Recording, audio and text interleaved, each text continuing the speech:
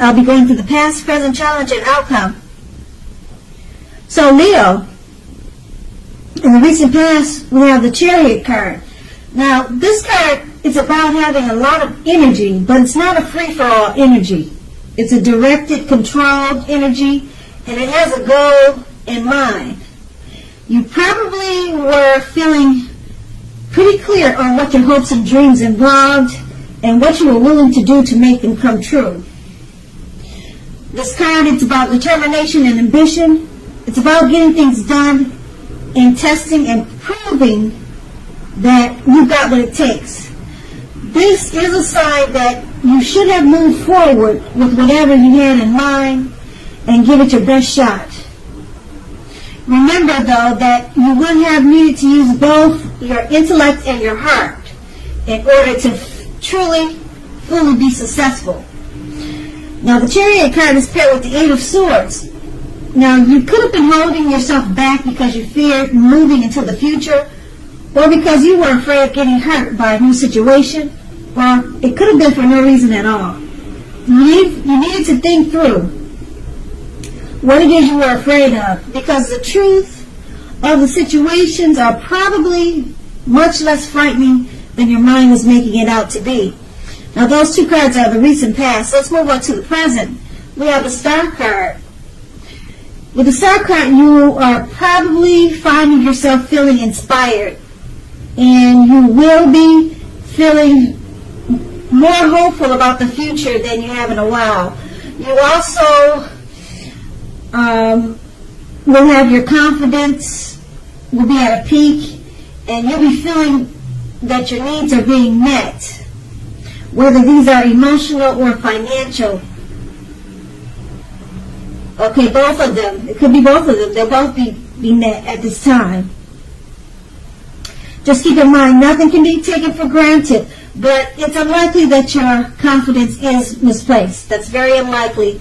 And this is also a spiritual card. You could find yourself, at least for a time, feeling at one with all creation. It's not a common feeling, so make sure you savor it. The Star card is paired with the Four of Swords. Now, if you take a look at this picture, it's showing that there's a need for a break from normal life. This can also mean that you or someone in your life, they have withdrawn. And this would be for a time. Keep in mind that the withdrawal is not likely to be permanent.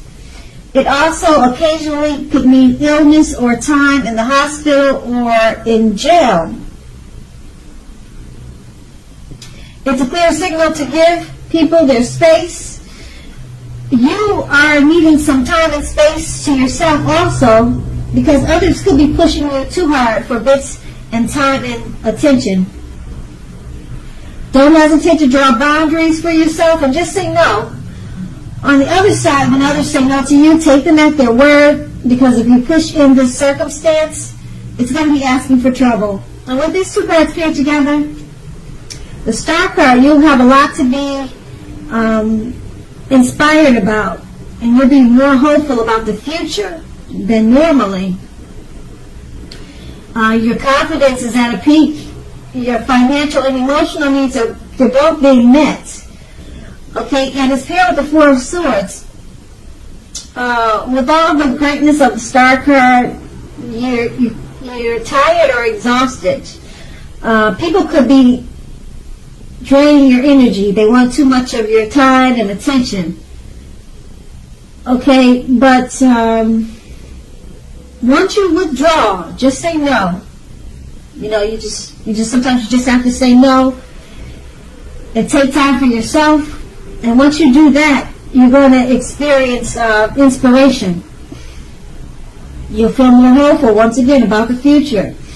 Your confidence and your self-esteem will get back to normal or become better. So you just have to remember to say no. You know, don't be too nice. Even if it's a family member that needs you, or if it's something that you don't want to do, just say no, because right now you're in a need for space and some time alone and some rest and relaxation. And that's in the present. Now we move on to the challenge. we have the Three of Swords. Now, the Three of Swords, you're going to need to be, you're going to need to guard against feelings of anxiety. If you're feeling anxious, take a good look at whether or not any of that is under your own power or control. Try to lessen it, or other things, if other things and other people in your life are contributing to that anxiety, then try to let that go too. And if this is the case, just take a good look at that and see whether or not something in the relationship can be changed to make it more workable for you.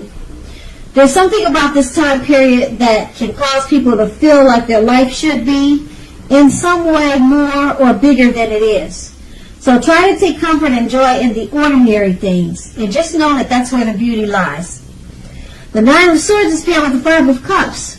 Now this is another card which reminds us that when we put our focus in life, it has a great deal to do with the quality of our lives and how well it works for us. What are you going to choose to focus on? That's the question you should ask. The implication is extremely clear. Are you going to cry over spilt milk, or are you going to focus on the milk you have and get on with your life? Now, the point is, watch where you put your focus and make sure that the focus is for your highest good. With these two cards paired together, you could be feeling anxious, have some anxiety. You need to take a look at yourself and figure out where is it coming from. Okay? Are you doing what the Five of Cups is indicating, that you're crying over spilt milk and it's causing you some worry and anxious feelings? Because it seems that way. It's the Five of Cups is saying that you need to make sure where you put your focus on. Now, with these two cards put together, you're focusing on something that's causing you anxiety. So you might not want to do that.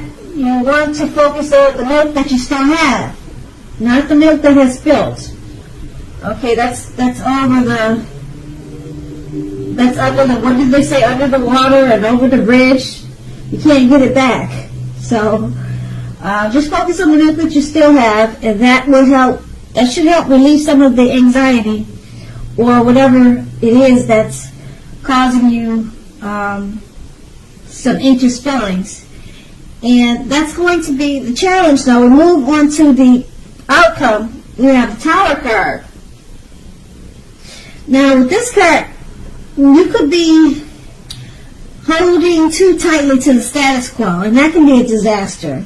You have to remember to roll with the changes. It's probably likely that some people or situations that you counted on as being there for you, they may no longer be there for you in quite the same way. Now keep in mind, this does not have to be drastic. Change is the nature of life. If you try to prevent it, it's going to be like trying to row upstream without a paddle. If you have been building castles in the air, this is the time that some of them could come crashing down. Keep in mind, that's only a problem if you let it be. You'll be able to replace them with more realistic and reachable dreams and goals if that happens this month. Dreaming is important, but it's also important to be living in a reality too. The Tower card is paired with the Seven of Cups. Now, this is a card about choices.